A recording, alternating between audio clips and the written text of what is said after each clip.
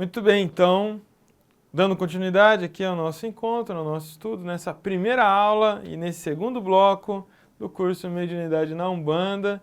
E eu abri o nosso curso já indo direto ao ponto, já colocando algumas provocações, como, por exemplo, o fato de que muitas vezes no ambiente de terreiro, feliz é você se você não vive isso, ou nem viveu isso, esteja muito feliz. O fato de que você tem dúvida e não tem resposta, você tem anseios e não tem apoio, você se sente jogado num vácuo. E aquele brilho de quando um dia você chegou no terreiro, você conheceu a Umbanda, você sentiu coisas no seu corpo, aquilo foi muito bom. E uma entidade falou, Fio, você tem que desenvolver a mediunidade. E você ficou eufórico. A hora que você chega, pôs o seu branco, chega no terreiro, começa a desenvolver, você fica lá. Um astronauta flutuante. E isso é doloroso, é muito doloroso. É muito doloroso. Então, o mais doloroso é quando você começa a querer se expressar e você vai sendo cada vez mais boicotado, você vai sendo cada vez mais limitado, vai se tendo cada vez mais reserva com você e com as suas necessidades. Então, um sentimento de mágoa vai surgindo ali. Algo parece que está errado para você. Aí, como eu havia dito também, não entendo que alguém possa oferecer para alguém aquilo que não tem. O que eu quero dizer com isso? Como a Umbanda é muito nova, então a gente está aí com um pouco mais de 100 anos, nesse primeiro século houve uma preocupação no geral, ok? Dos nossos antecessores em desenvolver a religião. Em ser levado pelos espíritos, literalmente, ser conduzido pelos espíritos, pelos guias, a constituir os templos, desenvolverem pessoas, ajudarem as pessoas, mas sem um olhar crítico, sensato, ou mesmo desenvolver a sua teologia, desenvolver a sua ciência. Isso não aconteceu nesses 100 anos totalmente, porque nos últimos 20 anos nós temos recebido do médium, sacerdote, pai, Rubens Saraceni, uma literatura vasta, a própria teologia de Umbanda sagrada e um olhar atual, coerente, profundamente argumentativo sobre a religião. Mas, em particular, Rubens Saraceni, a gente observa que ele vem com a missão de trazer uma ciência, um negócio mais profundo. De falar de coisas que parecia impossível de se pensar. Depois que ele abre essa porta, né, e fundamenta um olhar mais crítico, mais profundo, mais científico das particularidades da Umbanda, da sua teologia, sua cosmogonia, sua teogonia e tudo isso, agora nós estamos vindo nos últimos anos com a necessidade de pontuar particularidades. Então é por isso que nós estudamos aqui nesse curso a mediunidade em especial na Umbanda.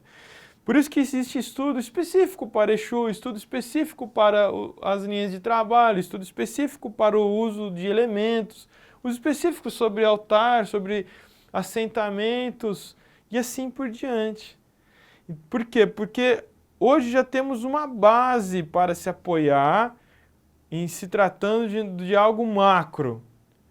E nesse momento vivemos um novo período em olhar para as particularidades e daí sim consolidar um entendimento calcado na base, obviamente, para ir montando um entendimento amplo, do macro ao micro, mas tudo se encaixando. que eu quero dizer com isso?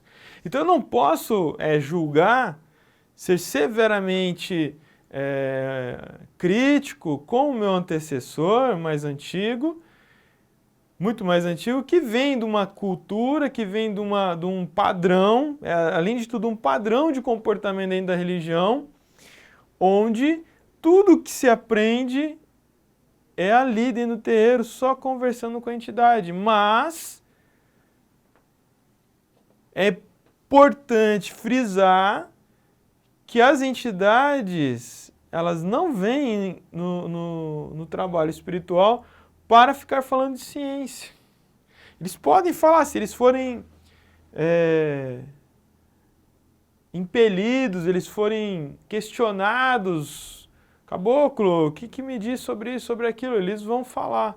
Mas não é o objetivo, porque o objetivo da espiritualidade é trazer outro tipo de conhecimento, é trazer um outro tipo de despertar, que é o despertar moral, que é o despertar comportamental, que é o olhar para si, é o seu desenvolvimento espiritual, o seu desenvolvimento humano, o seu crescimento consciencial para a evolução espiritual.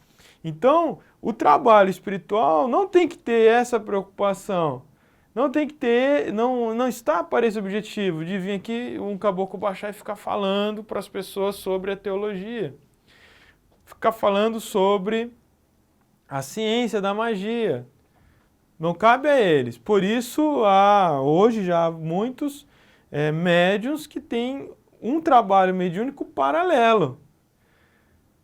O que é o paralelo? Tem o trabalho lá do terreiro tradicional de incorporar as entidades, prestar sua caridade, mas também tem o trabalho paralelo de psicografia, de desenvolver um estudo, de trazer a mensagem de espíritos, aí sim, focados na instrução. Então, sejamos sensatos e honestos ao refletir sobre isso. Eu não julgo, não culpo os mais antigos, porque eles vieram num padrão onde não se pergunta. E se pergunta é um desrespeito muitas vezes. Não se deve perguntar, você deve viver. Então não é porque o camarada um dia aprendeu, depois de 30 anos inteiro, ele aprendeu que combinar tal erva com tal erva desenvolve tal energia. Isso daí foi um dos grandes aprendizados dele. É legítimo isso. Tem seu valor, mas o que eu estou falando é que não é no dia a dia do terreiro, ali no pé do preto velho, que você vai aprender sobre, por exemplo, projeção astral, os desdobramentos eletromagnéticos do campo energético para o desenvolvimento do espírito. Ele pode falar disso, mas não é o objetivo. Entende isso? Então, eu estou falando isso para que você compreenda a importância de sistematizar um estudo. A importância de se criar um ambiente propício, específico, o momento certo, adequado para o estudo dentro da religião, para o estudo da religião. Não é o objetivo da consulta espiritual. E se nós nos mantermos no padrão de que eu devo obediência, cuidado, hein? Obediência ao sacerdote, a ponto de que eu não posso nem perguntar direito, que pode ser visto como um desrespeito, pode ser visto como um insulto, pode ser visto como uma displicência. Eu posso sofrer alguma revelia. Que absurdo, né? Absurdo que tenhamos que falar de uma coisa dessa. Mas existe isso por aí. Então, simplesmente porque o indivíduo ele não aprendeu e até nos dias atuais, muitos não se colocou a aprender, não se posicionou dentro do seu trabalho espiritual, dentro do seu ambiente de terreiro, dentro de uma postura moderna, dentro de uma coisa nova, que é estudar. Então é natural que esse indivíduo não saiba responder. Ele sabe muito. ele sabe muito fazer coisas, principalmente em silêncio. Esse sacerdote, esse médium mais antigo, ele sabe abrir um trabalho. Ele sabe, obviamente, incorporar e conduzir um trabalho. Ele sabe fazer uma firmeza para a cura, ele sabe fazer uma firmeza para desenvolvimento mediúnico, ele sabe fazer uma firmeza para a prosperidade, ele sabe fazer essas coisas. Ele sabe como, ele sabe porque ele sente as presenças espirituais, ele é intuído, ele sabe porque ele viu um dia como faz, ele acompanhou isso também, ele foi observando as entidades fazer, com o tempo ele foi ficando maduro e tranquilo em fazer sozinho também, então ele sabe, mas de repente ele não sabe explicar efetivamente por que se acende a vela. Ele sabe que para fazer uma firmeza de abrir caminho na vibração de Ogum, usa-se velas ou vermelhas ou azul royal, depende da região. Mas ele não sabe, de repente, explicar o que o fogo faz a hora que ele está aceso. E como é a conexão com outros planos, com outras realidades, através do cordão eletromagnético projetado pela vela.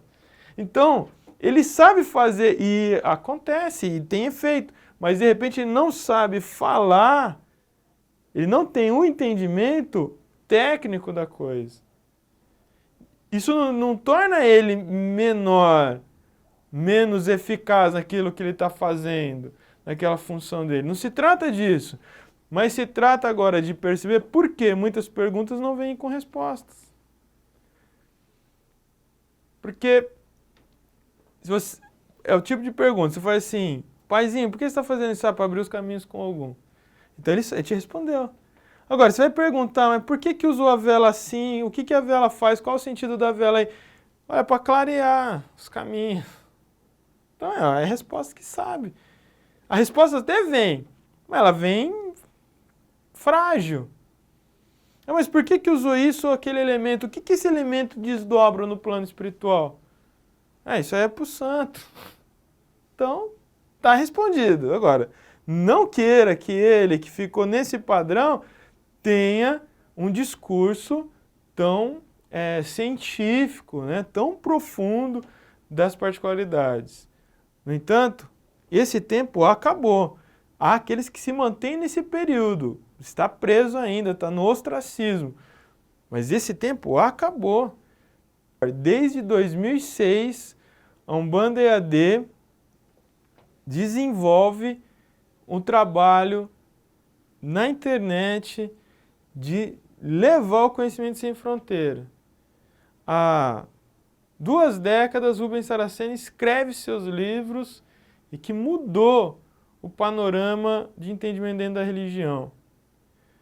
Há 40 anos já existem cursos dentro da Umbanda, de forma bem restrita, um ou outro lugar, numa capital, outra capital. Então isso não estudar não é o certo, mas ainda é uma realidade. Vamos para o próximo bloco continuar essa náusea. Vamos lá.